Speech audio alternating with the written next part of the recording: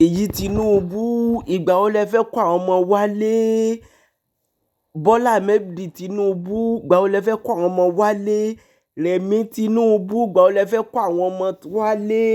Ṣé inú igbó náà fẹ́ máa gbé ni? Ṣé àwọn Fúlàní fẹ́ adopt àwọn ọmọ ọlọ́mọ mọ́nú igbó ni fún how many years? How many months làwọn ọmọ fẹ́ lò nínú igbó? Ìgbà wo lẹ fẹ́ gbà wọ́n lẹ̀?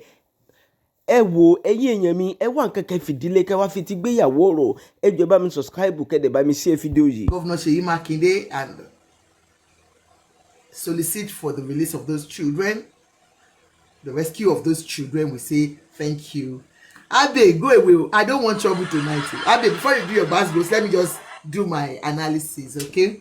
Now, I appreciate him and all others that went there.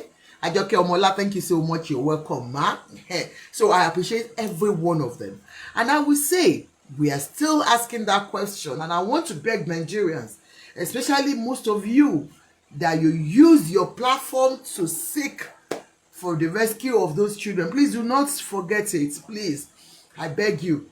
They know that Nigerians will shout small thing we are forgotten.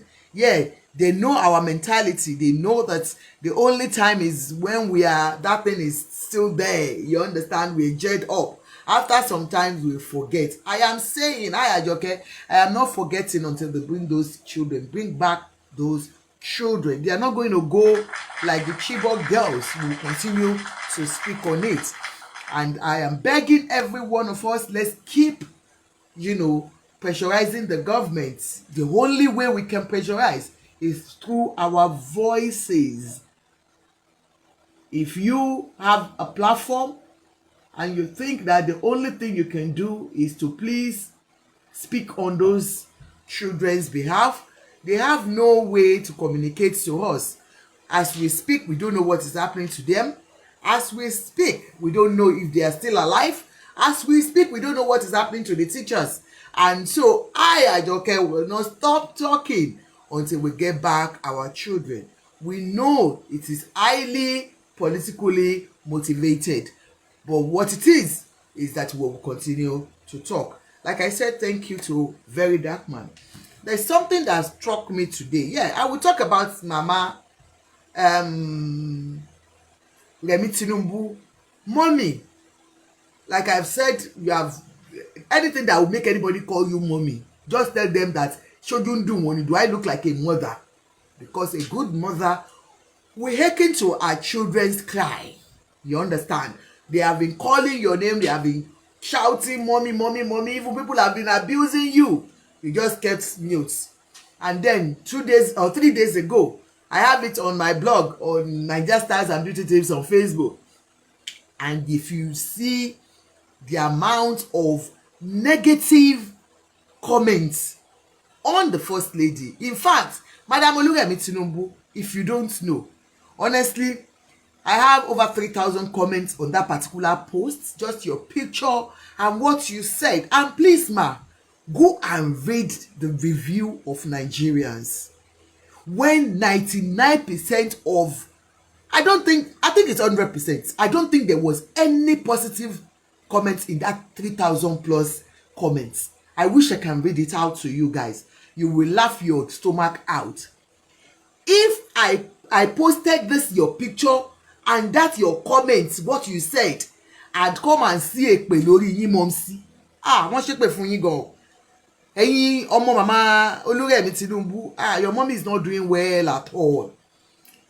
When we have been calling you, the first thing we saw you do after they adopted those children, you went to a rally and you gave out vehicles. You are not a public servant. You are not an official. Yes, you are not an official. Good afternoon, Imole, my darling sister. Good afternoon, ma. Oluwaseun, good afternoon, ma. Olusesun, good afternoon, sir. Go and read comments, Imole, on Niger Stars and Beauty Tips official page on Facebook. Wọ́n ṣe èpè fún mọ̀mísí gidi. You are not. The First Lady office was created by late Mariam Babangida, and since then you guys have been parading yourself as public servants. as public official. I don't understand your role there. Anyway, it is for you to have a pet project where you impact Nigerians, you impact mother and children. That was what we thought you were going to be doing. Unfortunately, Madam Oluremi Tinubu, after these children were abducted, you went and you were dashing out cars in the name of APC. You became an APC woman, gangan, not a first lady of Nigeria. You were doing your duty as an APC man. And let me tell you, Nigerians, these people are not looking for our children. No, forget it. It is all about politics now. There is nothing governance that they are doing as we speak. What they are more, concerned about is re-election. And that is why we could see Madam Oluremi Tinubu going into a place and dashing them cars and telling them that it belongs to them. Oh, it belongs to them. You understand? That she's dashing them as if it is our own money. Iṣẹ́ tó ṣiṣẹ́ fún, as if it is our own money. Anyway, that is our own money. Oh. Yeah. Our own money. The subsidy money you said you removed, that is the one you are using to go and buy cars for those people. Now, secondly, after that people talked, we shouted, we cried. She did not listen to us. She went to do another interview and she was talking about the coastal road. That is what one of the good things they have done. It is all about campaigning what they have done within those years that they have been in power. It is all about that. She did not talk about those children. And 4 days ago, Madam Oluremi Tinubu, and on the Independence Day, no, on Children's Day, she was advising children to take life into their hands and make sure that they excel. And I asked so many questions. How can they excel in such an environment? There is no enabling environment for them to excel in whatever way you want to think about. Your own children, my own children will have gone to private school. Where are those schools for those talents? In what way? Or where security is less than nothing? Or the hospitals, if there's anything wrong with them, that they can go to an hospital and just walk in and get just the basic medical attention or good water?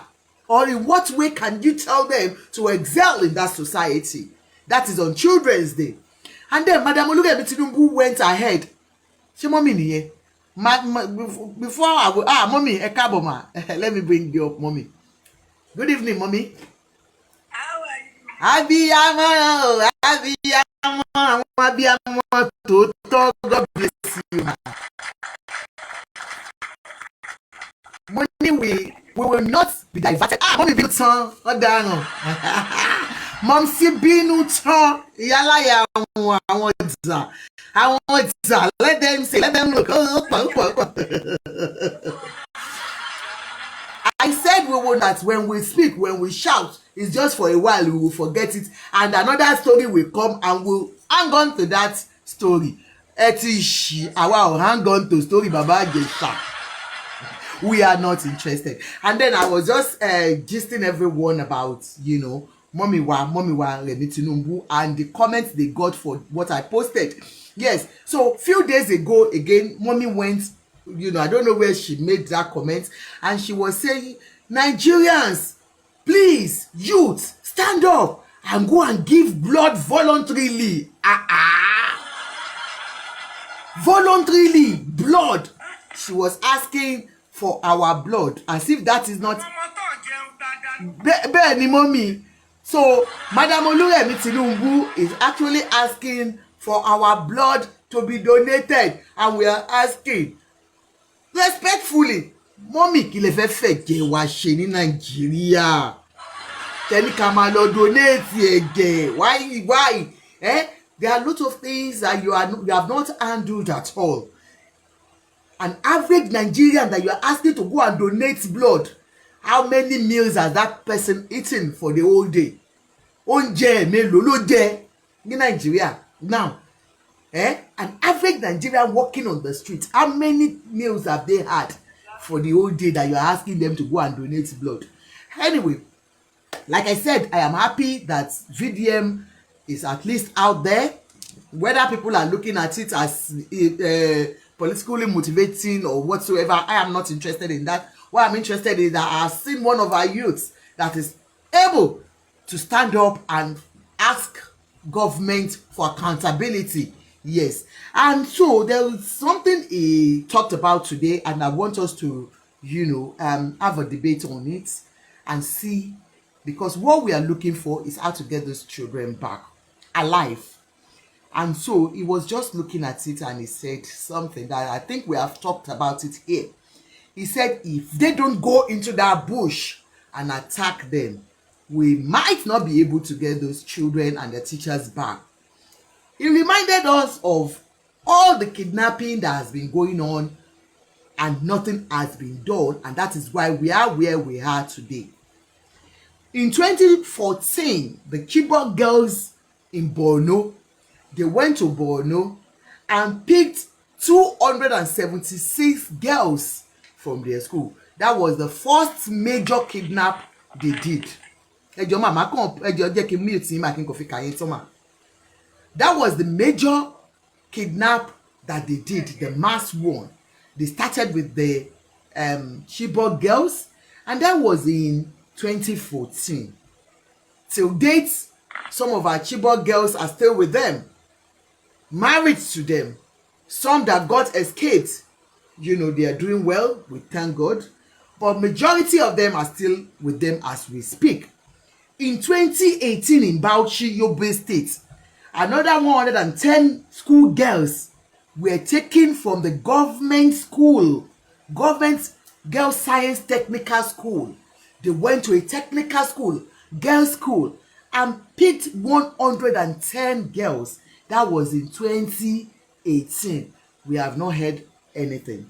In 2020, Katsina, they took over 300 school boys from government secondary school there too.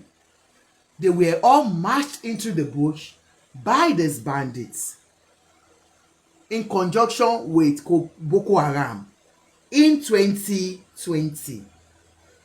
In 2021, in Zamfara State, another 279 girls were abducted. You can see where their targets are: schools, mosque, church.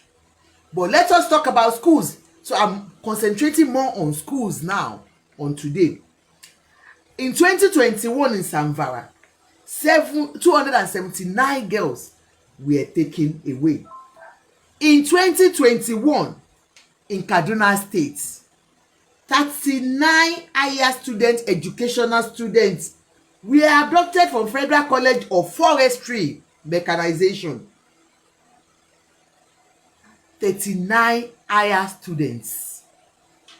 In 2024, in Kuriga, Kaduna State, 227 pupils were abducted with their staff. Hello, Oyamil, how are you? With their staff. 227 students and staff in Kaduna State. That was 2024. In 2025, in Niger State, he said more than 300 students and staff were abducted. Let me bring you up. Please, when you come up, mute. In Niger State, in 2025, more than 300 students and staff were abducted in the place. In 2025 again, in Kebbi, dozens of students not accountable for were taken away from their school. And now we are in 2026. The last one, 39 pupils and 7 teachers. This one is as fresh as the bread from the oven, that we all, and that is why we are sitting here today, to ask for the release of these children and teachers. Because all the previous ones is because nothing has been done drastically to challenge these bandits, to let them know that Nigeria is a sovereign state and you cannot come to our country and take it over. It's as if they are harming us and we cannot do anything. I read something about Seyi Makinde saying something. As you know, we are asking that a decisive action must be taken to ensure that they bring those children back, whether they are alive or dead. That if the previous government or this government has, been brutal with these people initially, maybe they wouldn't still be here picking children. If it is not political, why are they not taking any action that is drastic? Because they feel that it is only drastic measure that can bring these children back. If you're using a technique for a long time and it's not working, why don't you change it? Because you have been using this technique of peaceful talk with them, negotiation. There is no way you will tell me that the government has not been negotiating with these bandits, and they are used to it. They will get money from the government. When they get their large money, they will release whatever children they want to release, and then when they are broke, they are back. They will pick more children. That is what they are doing. No two ways about that. And if you know that you have been doing this that is not working out, definitely there is something. Mommy, where are you? So definitely there is a problem. Now, Seyi Makinde said something when VDM went to when he accepted VDM. Hello, ma. I don't know why you went down. Network me. I thought as much. Kí ló kàn mí pẹ̀lú bá dákẹ́ ò dákẹ́ no problem ni. So President Seyi Makinde, Governor Seyi Makinde said something. He said that he's promising us that he will bring those children back. They will do everything to bring the children back. He spoke about some of the things he has done. He said on Tuesday confirmed that a lieutenant of the Nigerian Army was killed during ongoing effort to rescue abducted school children and teachers in Owerri local government area. So it's not as if they have been sitting down without doing anything. So that means our soldiers have been going in and they have not been telling us anything. Unfortunately, may the soul of the lieutenant rest in peace. It is what they signed for. When you are signed to be in the Nigerian Army, you're signing your life out because anything can happen. So we pray for the departed soul. So definitely the government said they are doing something. So we don't know how the lieutenant got killed. Maybe it is banter by banter. You understand? Anyway, Nigerian News report that Makinde disclosed this while addressing protesters who gathered in Ibadan. The pupils and teachers were abducted during attack in school. The government said the army officer was killed 2 days earlier during rescue mission. We have lost men, even soldiers. I can confirm to you that a lieutenant in the Nigerian Army was killed 2 days ago. The governor did not give details of the circumstances surrounding the officer's death. He, however, said the incident showed the danger faced by security operatives involved in rescuing operation. He said the state government will not allow the abduction to become a prolonged national tragedy like the 2014 abduction of school children from Chibok. See every trade copy with certificate. Oyo is not in Chibok and it will not be Chibok, he said. So he said Oyo is not Chibok and it will not be Chibok. So he's promising us that he's doing everything. He further stated that we're doing everything possible. We have lost a teacher already. That is the teacher that was beheaded in front of his students and in front of everyone that was able to watch it online. If we can avoid losing more, we will avoid losing more. The governor said he was personally prepared to make sacrifices if necessary to secure the freedom of the abducted victims. Makinde added, if we get to the point that certain people have to be sacrificed, including myself, we will do it. I have lived a good life. I'm almost 60. It doesn't matter. My own father died at the age of 76. The victims were abducted on the Kinikon. So now, thank you, Governor Seyi Makinde, for giving the audience to our son that came with his people. We say thank you.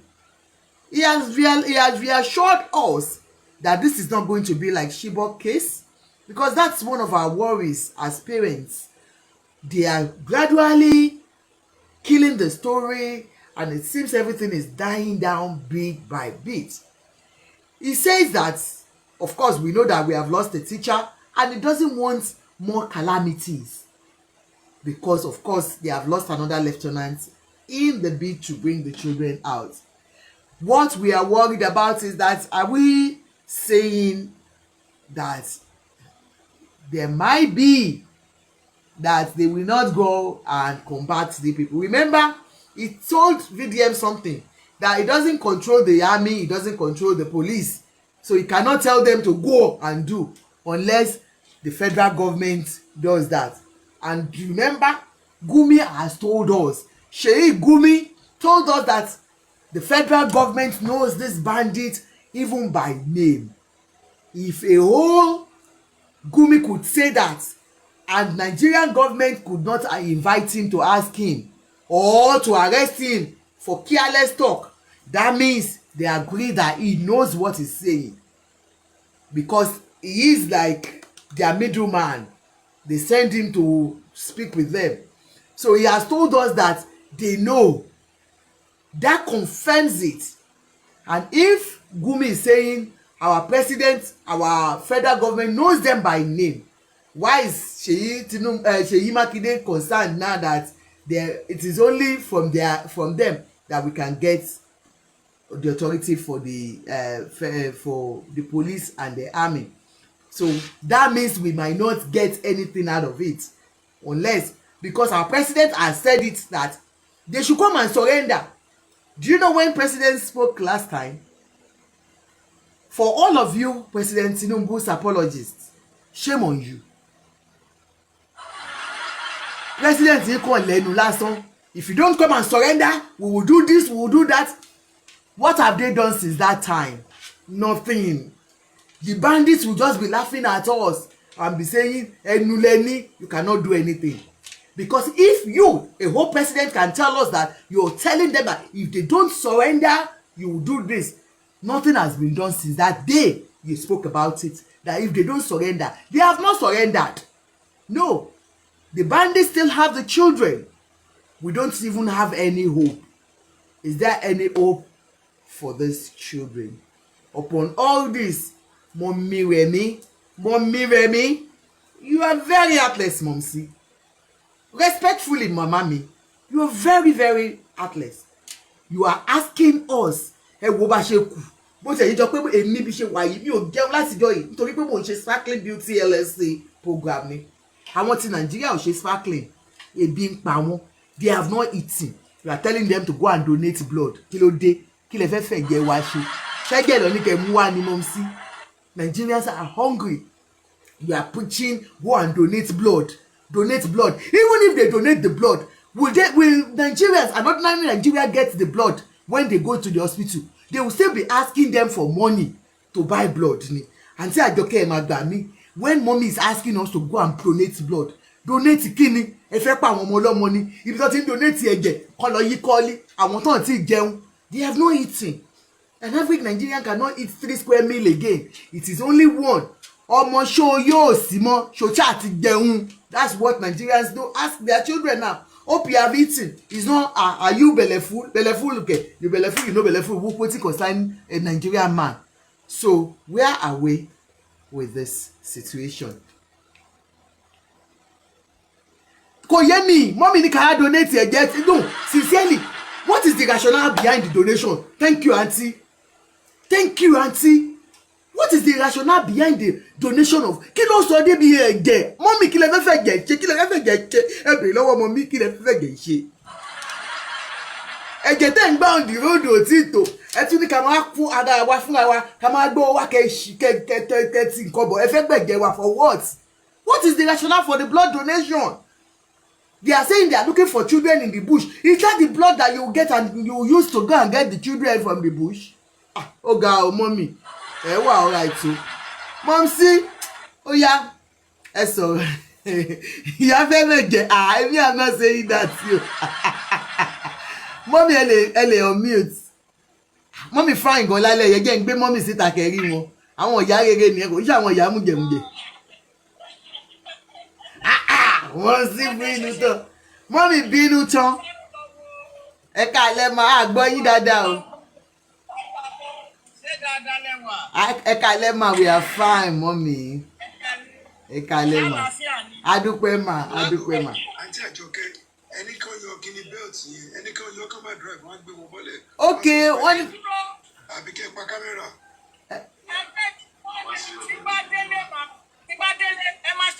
Okay ma. Okay.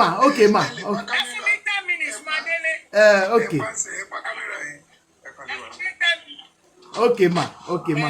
Ẹ yẹn disconnect wọn. Ẹ ṣe jàre. Ẹ̀yin tẹ́ ti pẹ́ nídìí iṣẹ́ yìí, ẹ ti mọ̀ ń pa ẹ̀. Tójú mọ́lẹ̀ ẹ̀rọ nùrù.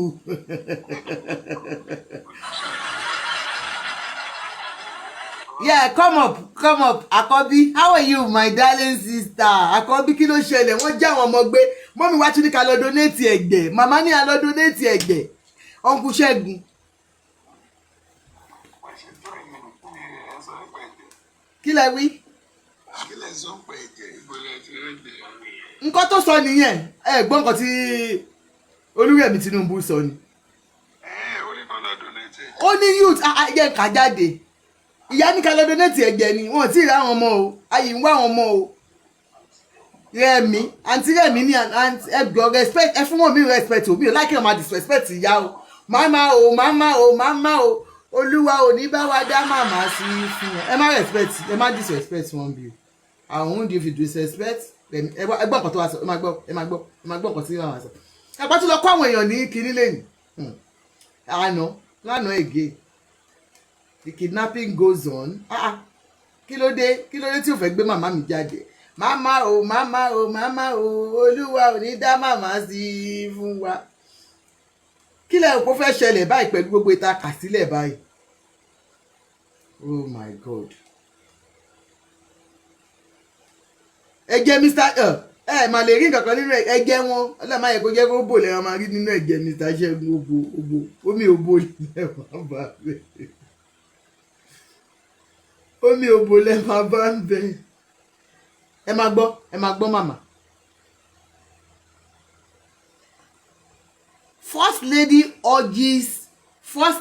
Olúrẹ̀mí Tinubu urges young Nigerians to embrace voluntary blood donation at public hospitals. Ṣé ń gbọ́?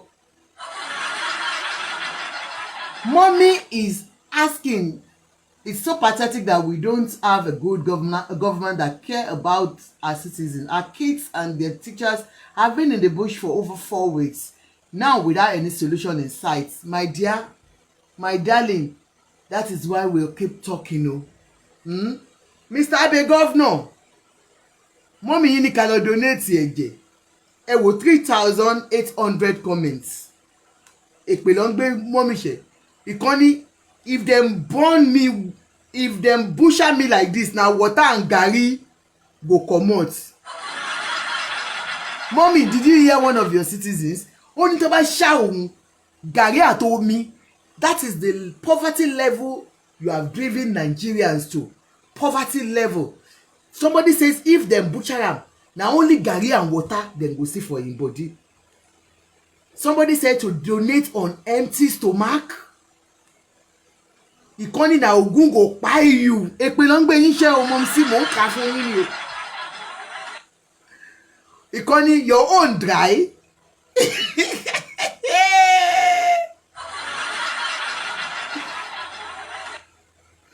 Ìkànnì even she and her family can also donate. Donate for where? They know they donate. Ìyẹn ni wetin do Seyi and her own blood. Even Agbado himself. Shebi na our mama be this. Shebi na our mama be this. Ìkànnì without feeding well. You can't force anyone without feeding well. Did you hear that? Ọ̀rọ̀ ebi ló bá Nigerians. Nigerians are hungry. You are telling them to go and donate blood. Shey that when I see food shop for this your husband regime, I go fit donate blood. Ṣé ti ń gbọ́? Ìkànnì this woman still dey alive? Chai! Ayé yín ti ó ti làbàkẹ́ ṣí o. Wọ́n ní ṣé màmá yìí wà láyé yín? What will you donate, ma? Hardship? They are asking you. If you're asking the youth to come and donate blood, what will you donate? Is it hardship? Egbo? Madam, if I donate 1 pint, you go replace am with 2 because no food for body, no blood, na garri and water food. You can imagine what Nigerians are commenting. Ìkànnì una sure say this una first lady dey normal so? Wọ́n bú mọ́mì yìí o. Ìkànnì she well so? Is this woman in Nigeria at all? Àbí nǹkan ṣe first lady yìí ni? We are talking about abducted children and teachers. Our first lady is talking about blood donation, and that is why you are seeing the reaction of Nigerians. Ìkànnì, are you a vampire or blood drinking demon? Ìkànnì, hungry person no dey donate blood. It's all about food. No be who chop dey donate blood. Ṣé ń gbọ́? They have not eaten well. You dey ask us to donate. Another person o. Ìkànnì, go and tell your children to go and donate. Èpè ló máa gbà. Ó ń gbọ́? Wọ́n ní go and tell your children. Our children are not in Nigeria, unfortunately. They are not. Ìkànnì, go and tell your son Seyi. So Seyi is not her son. No, Seyi is not her son. Seyi is a son from another woman. Seyi is not her son. Mama, you don't have blood in your own vein. I think mama has drank rum. Wọ́n ní mama ṣe ẹ̀mí ẹ̀jẹ̀ ni. Wọ́n ló dàgbà ẹ ti mu ẹ ti ṣáyó ẹ ti mu tajútajú. Ìkànnì vampire family. Ìkànnì, your children should go and donate first. Why are you forcing us? Blood of who? I say blood of who make me vex or you chop craze? Only blood of who? Blood of who? Abi you chop craze? Wọ́n bú mọ́ mi o. Ìkànnì donate blood after eating what? Una dey look for who to kill after making Nigerians hungry people. After making us to be waiting for your cup of garri for election and rice that you always donate. The only thing you can ask us for is donation of our blood. Mommy, what happened to your son or Bat or you yourself? Or nobody has blood in your family ni? Obu mommy. Beniga. Tell your children to go and donate first, then your oju your boy husband. Abale mama bu the president wa. I don't like it o. Ìkànnì, Ogun kill you. Who dey give food abi? Ogun kill our president.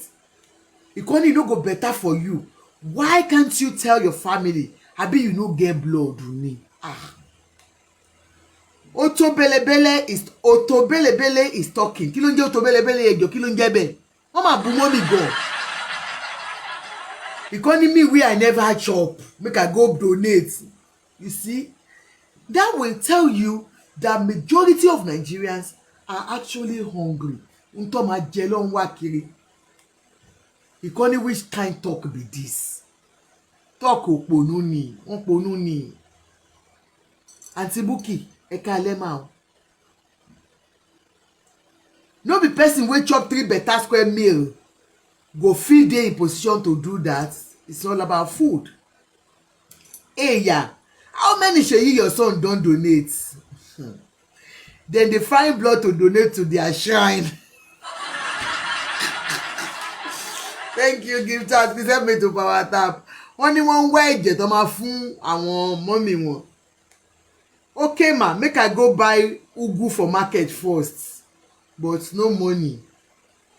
Craze dey pass this one, person never eat. You say make dem donate the small blood wey dem get. Wicked people everywhere. Burúkú pẹ̀lẹ́rìn. Mama T, daddy dey go France go collect, dem wan make we Naija dey give. Okay, na France wey daddy dey go collect im own blood. You said your children will do that first. Ikoni your pikin dey donate im own. No be person wey see food chop go donate blood. Rice alone cannot give someone blood to donate ma, because they are always giving rice, and that's why that one say rice alone cannot. This mandate na blood, na about blood and sweat, na about blood and sweat. This one say this mandate is all about blood and sweat. No let me talk wetin dey my mind o, mama. You and your husband na vampire. Without food make dem die abi. Come and carry us go hospital sure. Obumomi o. She dey mad under her husband Tinubu ni. Embrace from the front or back. Will you keep quiet? Will you keep quiet? I don't think, mommy, how are you, ma? Person wey never eat dey donate blood. It's like you don't know your right space. Ẹ ò mọ ohun tó kàn rárá. Àjẹ́ blood driver. Wọ́n pe mọ́mì lájẹ̀. Èmi kọ́ mo pè yín bẹ́ẹ̀ o, mọ́mísí. Mama, you look tired and exhausted. I advise you and your husband to take a bow from Aso Rock. Please, let me clap for that person. Take a bow. Wọ́n ní kẹ́ kú òǹbẹ́. Wọ́n ní you have nothing to offer Nigerians. Nigerians are hungry. You are asking them to go and donate blood. Oriyomi, when I see this video of the first family donating, I might as well do so. Ọmọ ní donate again. Ìkànnì no be who shop better go get blood to donate. How much is a crate of egg?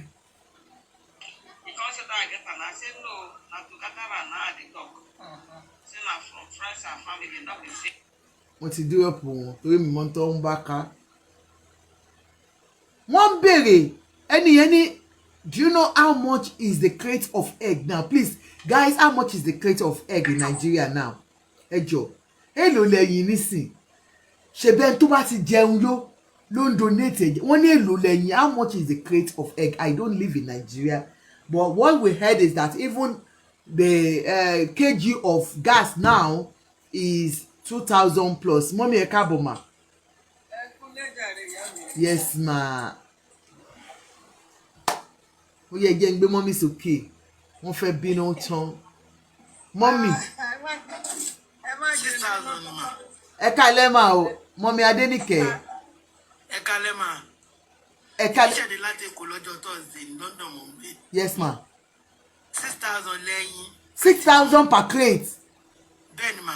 Jésù. Adẹ̀fẹ́ fill gas 22,000 la fi fill gas. Gáàsì kékeré àbílá. Ńlá kò ṣètò medium one àárín medium yẹn. 22,000. Bẹ́ẹ̀ni ma. God. Ẹ jọ̀ọ́. Gbogbo nǹkan tí wọ́n Nàìjíríà ti finish. Báwo l'average Nigerian ṣe ń live ma? Nàìjíríà ti finish. Mi mọ̀ Ọlọ́run. Nàìjíríà ti finish. Ìlú yẹn ti tán. Mo sọ fún àwọn ọmọ mi, mo ní àwọn ọmọ ní Nàìjíríà. Kò sí kankan Nàìjíríà mo kọ́ gbàgbé ẹ̀. Ẹyin crate kan. 6,000 naira ni mà.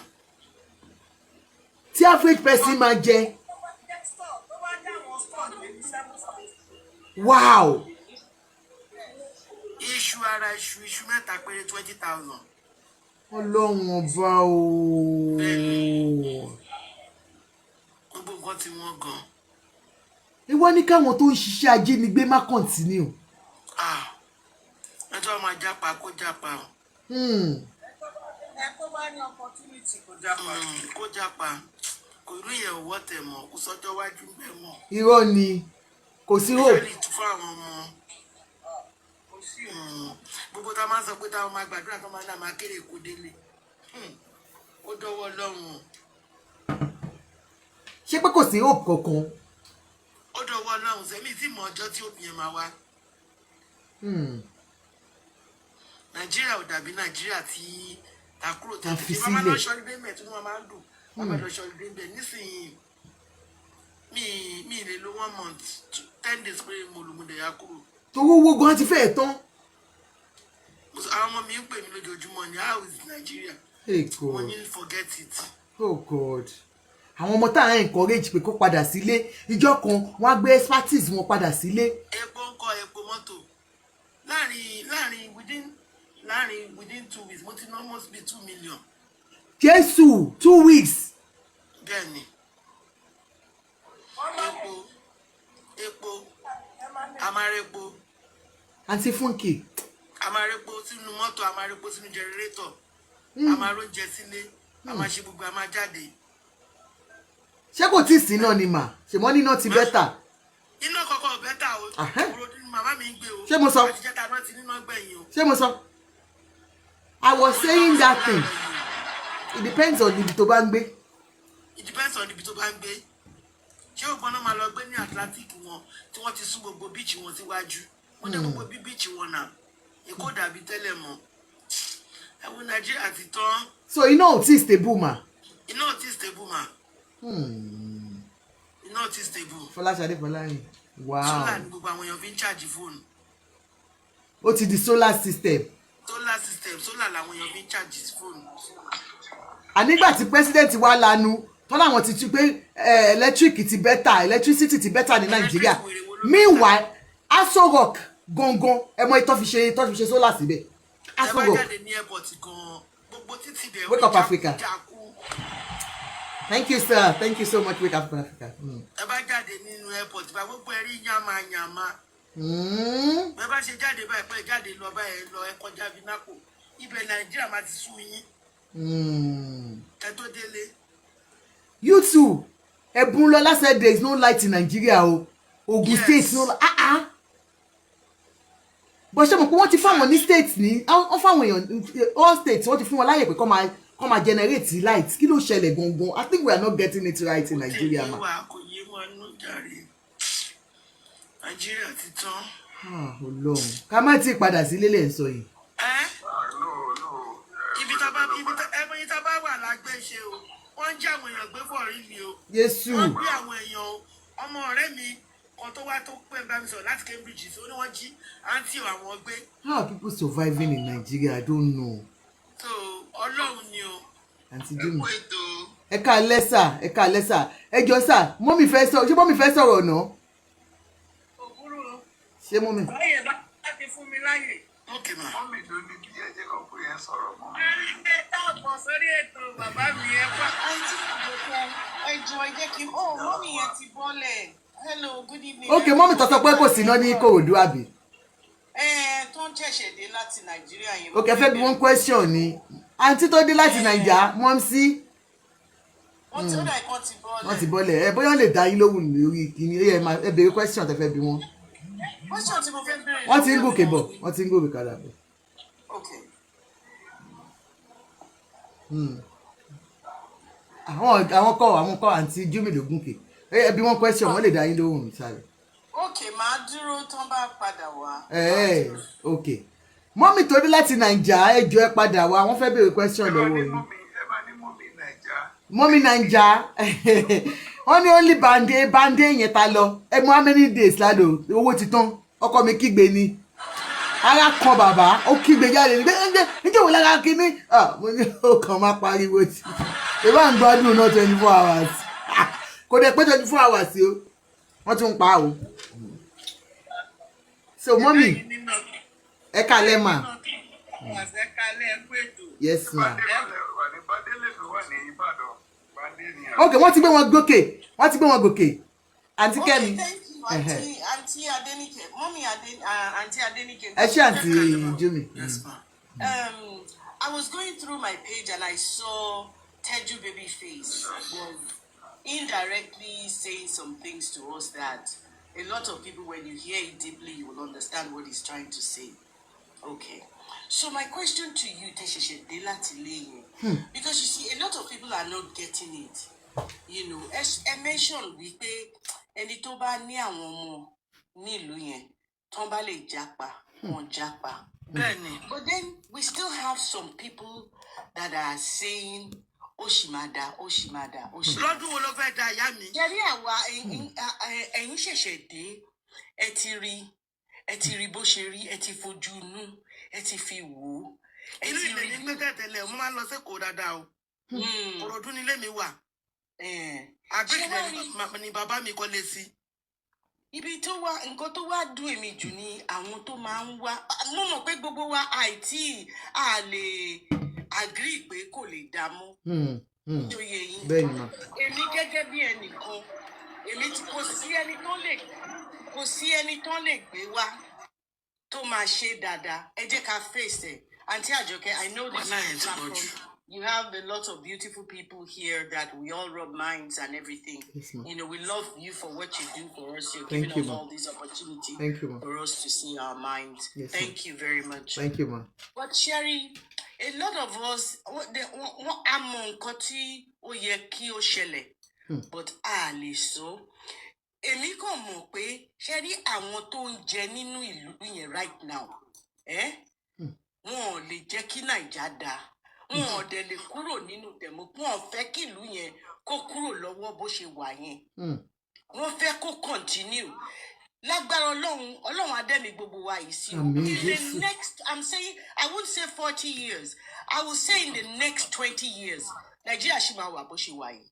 Àmọ́ wá sọ wípé 2026, like Taju Babyface said, 2026 máa dájú 20 years to come yìí máa lọ. Ọlọ́run o.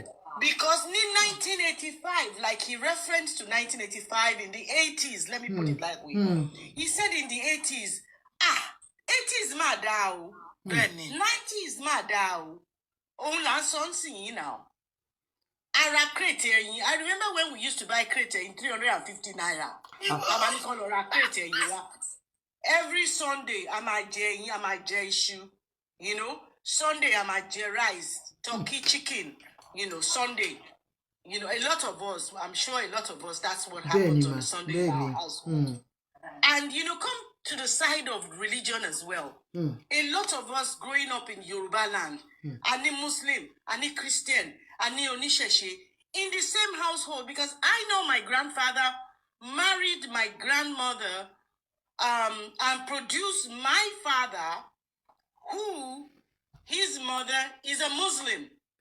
You know, Muslim, Alajani, but my grandfather is a Catholic. You know, so they were able to tolerate each other. Experience Boboirun combined. When we were growing up, I grew up from a Catholic home. I have Muslim cousins that grew up from the north, Sokoto. We have an auntie that comes from Sokoto. Tomatima deba ibobuwa mama duro de won. Loru toma fide kò sí pé bandits ma pàdé wọn lọ́nà. Kò sí pé kini. And this was in the 80s, you know, in the 70s/80s.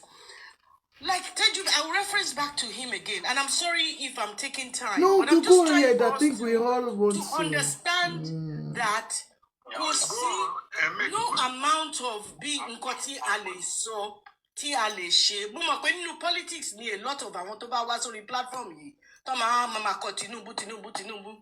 A lot of them, they are eating from there. But ojo kò sígbà tí ma kú ní kú. Ẹ jẹ́ ká mọ̀ yẹn. I will say that. And I always say that kò sígbà tí ma kú ní kú.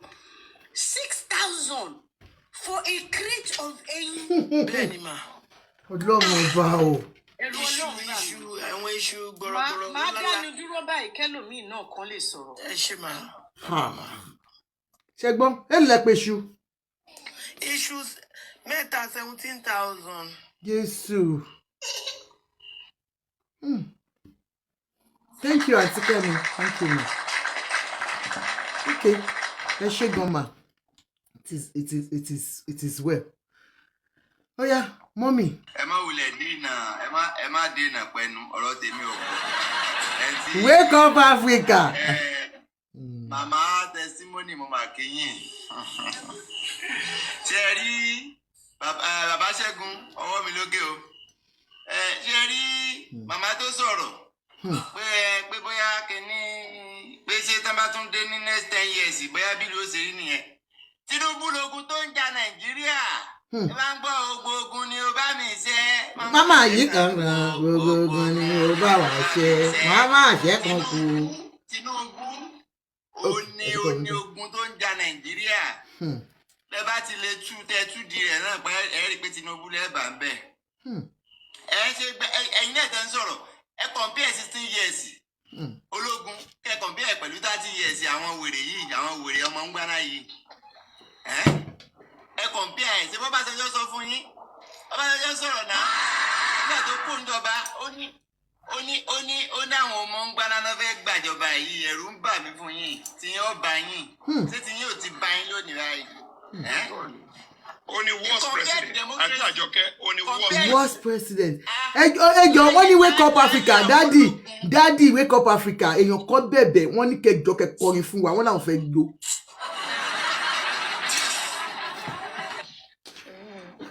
Ẹ dáhùn.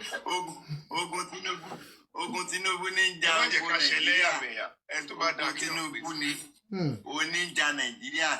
So tí ẹ bá wò dáadáa ayé ológun àwọn èèyàn máa ń sùn ta ayé ológun tó bá mọ̀ náà máa ń UK ìrọ̀lẹ́ náà tó sẹ́ǹdì owó sí ọ náà mà bá ní pé ó máa lọ sí. Ajá Àyọkẹ́ ṣàpá ayé àbájá àdájú sí lọ báyìí. Ó ti mọ́ jù ẹ̀ gbọ́ ni. So ẹ wá ṣe ìgbà tábàṣà ń ṣe tiẹ̀ lọ́wọ́ hàn sí ayé ń gbélé káàkiri ebi ńgbà tí wàhálà pọ̀ jù ló lé ẹ́sàì ó sì padà lọ ó na pápá bora ńgbà Abacha kú 98 ó padà sí Nàìjíríà níbi